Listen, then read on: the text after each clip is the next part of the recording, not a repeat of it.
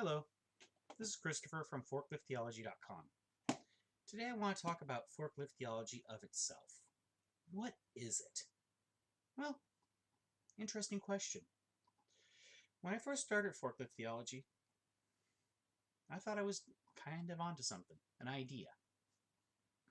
What, pray tell, is life? How do we look at the Bible from the view of the layman? So to that end, forklift theology, faith musings from the seat of a forklift, the Bible in work jeans, well, not really work jeans, but work boots and blue jeans. Blue jeans and work boots, however you want to look at it. Forgive me with some of my speech, please. I do have a slight speech impediment. I'm better at writing than I am at speaking. And I'll be honest, I prefer to avoid public speaking. That said,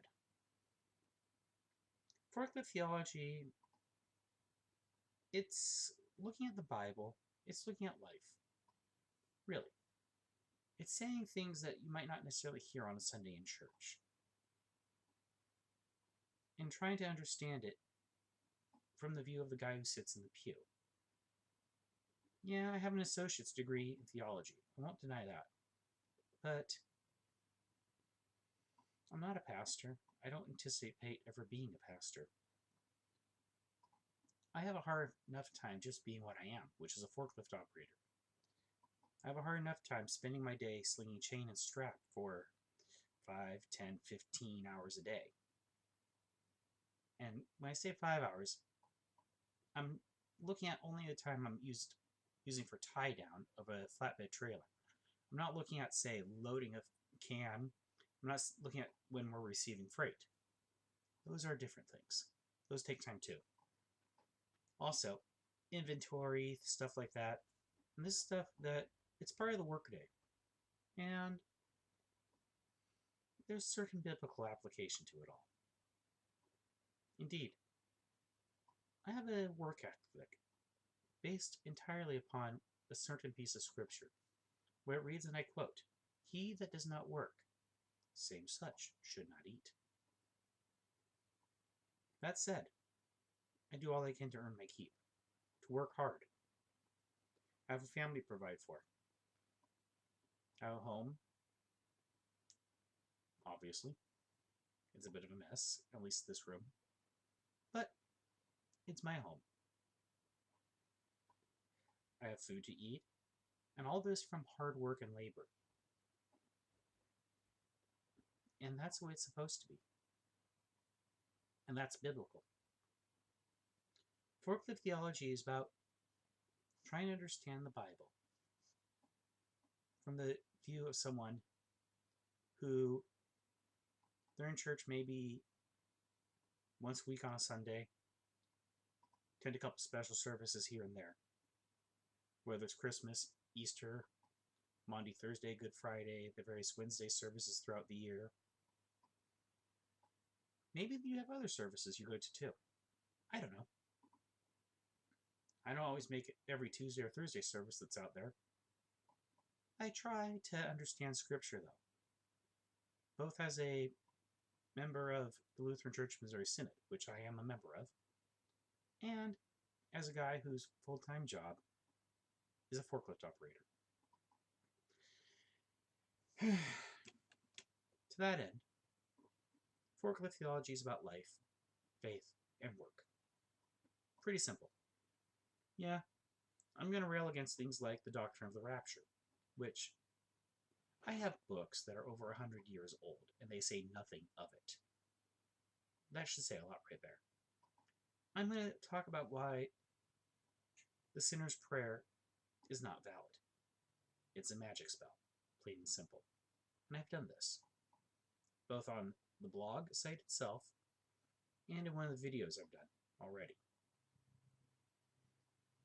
I'm going to talk about baptism and why pushing full immersion is not necessarily the greatest thing. I've already done that on the blog site. The thing is, I'm going to look at scripture and I'm going to look at history as best as I understand it. My theology degree tells me how to look. Because I only have an associate's degree, it doesn't necessarily give me the authority to say a lot. I know how to look. I know what are valid sources, and that's an important thing, recognizing your sources. But I also take my own life, what I do every day. I look at that. Because even though I'm a forklift operator,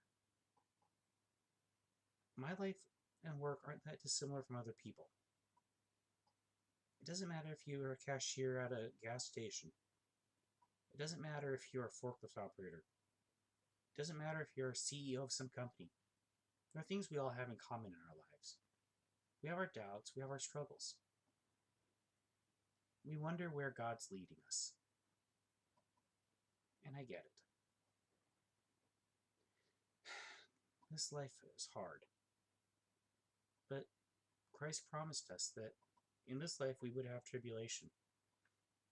And that's true. But He also promised to be with us. And that's true. As we proceed forth from here,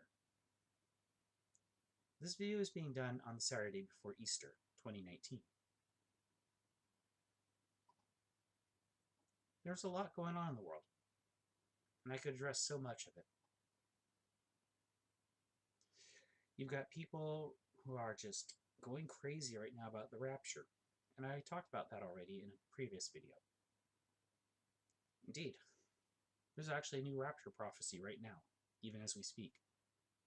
Just saw it this morning, and I just could not believe it. This one is for the 21st of May. It's not going to happen. I'll just say that now. And that's one other thing about forklift theology. I'm going to call things out for a reason. As I said in one of my other videos,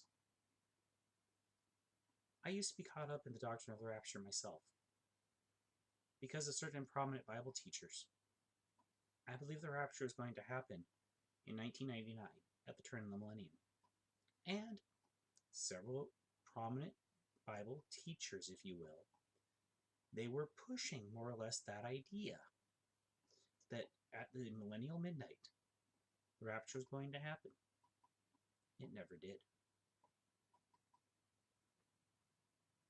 And like I said in my previous video about the rapture itself, I lost faith for a while. And that's one of the other things about forklift theology.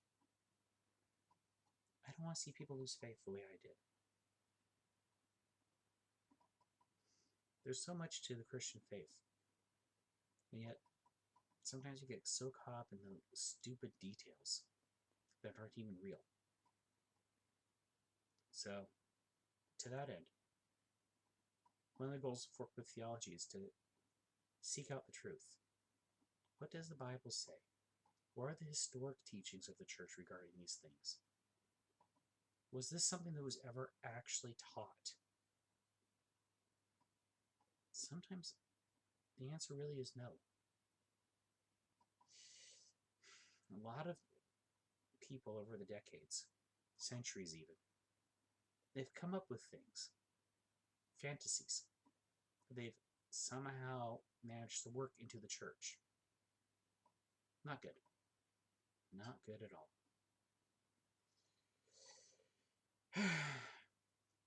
My goal with forklift theology is to pick up the lies and get rid of them. Figure out what went wrong, why, how do we fix it? It's just mind-boggling that the church has reached a point where everyone and his brother is running off with all sorts of stuff, and no one knows the truth anymore.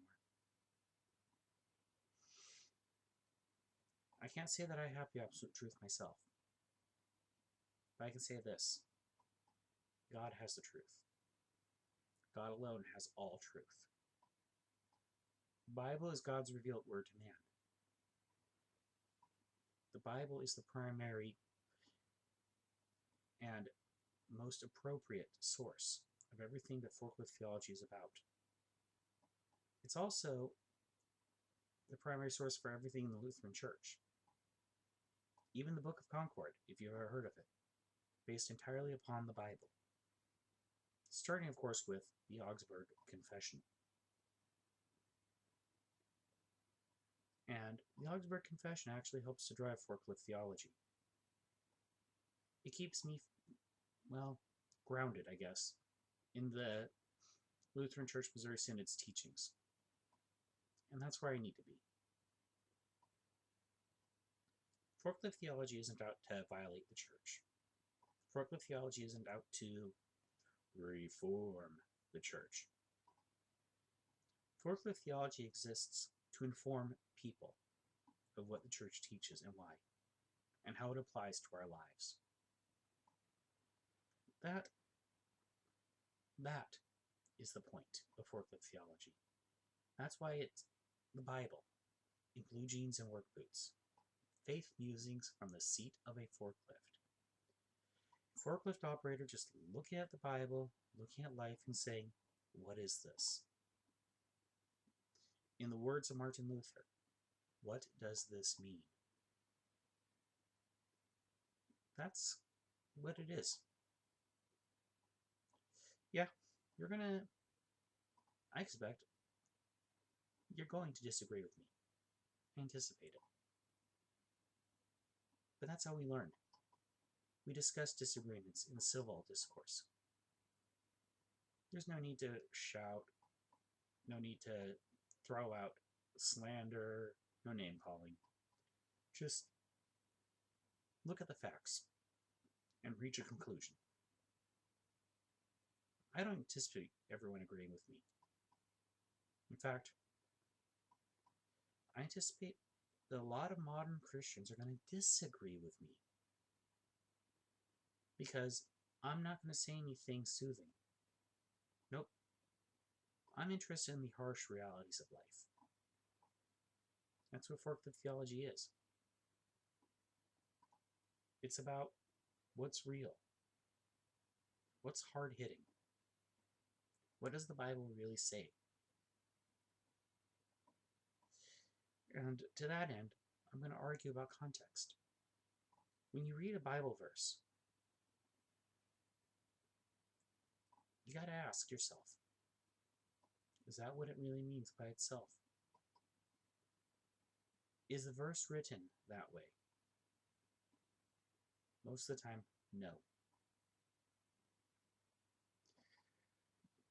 Throughout the years, I've seen a lot of things with the Bible. And sadness. Just plain sadness. So with forklift theology, I'm trying to do the laity understanding of Scripture. Because I'm part of the laity. And forklift theology helps me to understand. I don't take just one verse. I look at how it occurs. 3 verses before and 3 verses after minimum. Sometimes more. Because that's what forklift theology is. It's looking at things and finding more. Doing what's right in a world that's gone wrong.